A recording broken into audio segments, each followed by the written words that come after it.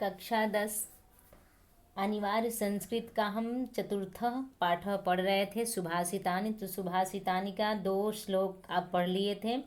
चलिए तीसरे श्लोक को देखते हैं। चक्षुषा मनसा वाचा कर्मणा च चतुर्विधम प्रसादयति यो लोकम तम लोको नु प्रसीदति। कहा गया चक्षुषा का अर्थ होता है नेत्र, वाचा अर्थात वचन या वाणी कह सकते हैं। चतुर्विधम का अर्थ होता है 4 प्रकार से। ठीक है। प्रसादयत का अर्थ होता है प्रसन्न करता है। लोक माने तो जानते हैं संसार होता है, तम माने उनके प्रति या उसके प्रति। ठीक है। तो अब इसके अर्थ को देखते हैं। आसान है, एक एक शब्दों का अर्थ बता दिए हैं, अब आप समझने का प्रयास कीजिए। कहा गया है कि जो मनुष्य नेत्र से, मन से, मनसा माने मन से, वाणी से और कर्म से, कर्मणा माने कर्म से, च माने और कर्म से, इन चारों प्रकार, चतुर्विध माने चारों प्रकार से संसार को, लोकम माने संसार को प्रसन्न रखता है, प्रसादित माने प्रसन्न रखता है। तो क्या होता है, लोको नु प्रसीदति, यानी कि संसार उसे प्रसन्न रखता है, उस मनुष्य को संसार प्रसन्न रखता है। जब कोई मनुष्य नेत्र से, मन से, वाणी से और कर्म से, इन चारों प्रकार से संसार को प्रसन्न रखता है, तो संसार भी उस मनुष्य को प्रसन्न रखता है। लोग कहते हैं ना कि भला के यदि भलाई करोगे तो तुम्हारे साथ भी भलाई होगी, हो भला तो जग भला, आप सुने होंगे। तो वही बात कहा गया है कि यदि हम कर्म से, वाणी से, नेत्र से, मन से, इन चारों प्रकार से संसार को हम प्रसन्न रखेंगे, यानी संसार में रहने वाले लोगों को खुश रखेंगे, तो हमारे साथ भी अच्छा ही होगा। हमें भी संसार में रहने वाले लोग खुश रखेंगे, मेरे साथ भी अच्छा व्यवहार करेंगे। ठीक है। तो चलिए अब हम चौथे को देखते हैं। अक्रोधेन जयेत क्रोधम साधुम साधुना जयेत जयेत कर्दयम दानेन जयेत सत्येन चानृतम। अब एक एक शब्द का अर्थ देख लीजिए इसमें। कदर्यम शब्द है जयेत कदर्यम। कदर्यम का अर्थ होता है कंजूस। दानिन माने दान देना। और नृतम, यहाँ है ना कि सतेन चानृतम, तो अगर इसको संविच्छेद करेंगे तो च और नृतम होगा, तो अनृतम का अर्थ होता है झूठ। अक्रोधेन का अर्थ होता है क्रोध न करने से। जयत माने जीतना चाहिए। जयत चाहिए के अर्थ में जब रूप चलाएंगे तो जयत होगा।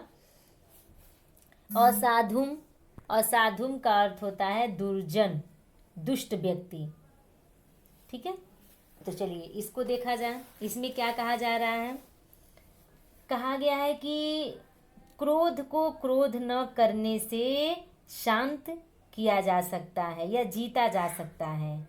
क्रोधेन जयेत क्रोधम, क्रोधम और अक्रोधन, यानी बताया गया अक्रोध माने क्रोध न करने से, क्रोध माने क्रोध करना और अक्रोध माने क्रोध न करना, एक दूसरे का विलोम शब्द ध्यान दीजिएगा। अक्रोध माने क्रोध न करना और क्रोध माने क्रोध करना। ठीक है। तो यहाँ कहा गया है क्रोध को किसे जीता जा सकता है, अक्रोध से जीता जा सकता है। ठीक है। फिर क्या कहा गया है, साधुम साधुना जयेत, और दुर्जन को क्या किया जा सकता है, सज्जनता। साधुना माने होता है सज्जनता, दुर्जन या दुष्ट व्यक्ति को सज्जनता से जीता जा सकता है। क्लियर हो रहा है ना। फिर आगे देखिए, कंजूस इसको बताया ना, कदरियम। कदरियम का अर्थ होता है कंजूस। तो कंजूस को किससे जीता जा सकता है, दान से। और असत्य को किससे जीता जा सकता है, सत्य से। तो यहाँ पूरे अर्थ को देख लीजिए। कहा गया है कि क्रोध न करने से जीतना चाहिए। क्रोध को कैसे जीतना चाहिए, अक्रोध न करने से, यानी अक्रोध से जीतना चाहिए। और दुर्जन को सज्जनता से जीतना चाहिए, कंजूस को दान से जीतना चाहिए, और असत्य को सत्य से जीतना चाहिए। ठीक है, अब चलिए आगे हम देखते हैं 5वें को। अनुलंघ्य अनुलंघ्य सताम मार्ग्यम यत् स्वल्पम अपि तद बहु सत्याधारस्तपस्तैलम दयावर्ति क्षमा शिखा। अनुलंघ्य, अनुलंघ का क्या अर्थ होता है, इसको देख लीजिए। माफ़ी चाहते हैं, एक लाइन छूट गया है, ध्यान नहीं दिए हैं। एक बार और देखिए 5वें को, यहाँ से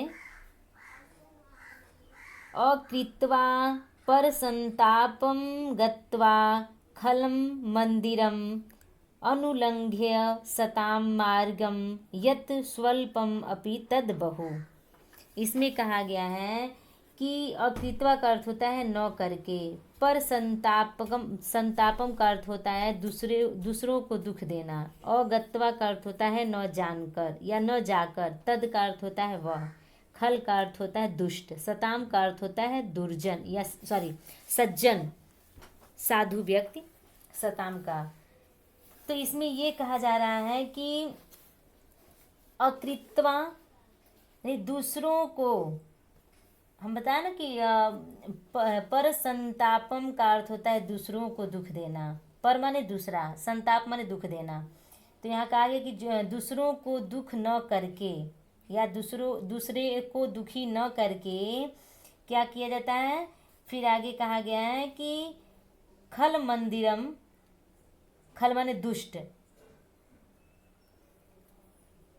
दुष्ट के घर न जाकर, मंदिरम माने घर। फिर अनुलंघ्य, उल्लंघन, अनुलंघ माने उल्लंघन, सताम माने कि सज्जनों के, मार्गम माने रास्ता, सज्जनों के मार्ग का उल्लंघन न करके, जो, यत माने जो, स्वलम अपि, स्वल्पम अपि यानी थोड़ा सा भी, जो, यत माने जो, स्वल्प माने थोड़ा सा, अप माने भी, तद माने हम बताए हैं वह, बहु माने बहुत, वह या वही, वो दोनों कह सकते हैं। थोड़ा सा भी यदि मिल जाता है तो वही बहुत है।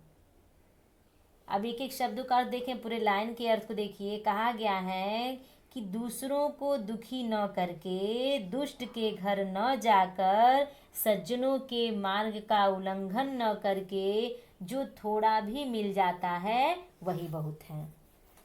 यदि हम दूसरे को दुखी नहीं कर रहे हैं, बुरे व्यक्ति के घर नहीं जा रहे हैं, सज्जनों के मार्ग में उल्लंघन नहीं उत्पन्न कर रहे, सज्जनों यानी कि अच्छे व्यक्ति के साथ हम कोई बुरा बर्ताव नहीं कर रहे हैं, तो यदि हमें थोड़ा सा ही मिल रहा है, थोड़ा सा मिलने का तात्पर्य यदि हमारी आमदनी कम ही है, मेरी आय का जो स्रोत है वो कम ही है, तो उसमें ही हमें संतुष्ट होना चाहिए। यदि हम किसी को सताएंगे, दुष्ट व्यक्तियों के घर आएंगे जाएंगे, बुरे संगत का असर बुरा ही होगा, और सज्जनों का हम बेवजह हम परेशान करेंगे, सज्जनों को उनके मार्ग में हम बाधा उत्पन्न करेंगे, तो उस धन से क्या मतलब। यदि ऐसे करके हम करोड़पति बन जाएं तो उस धन से क्या मतलब, कोई मतलब नहीं। वही बात इस श्लोक के माध्यम से बताया जा रहा है। तो चलिए आगे देखते हैं।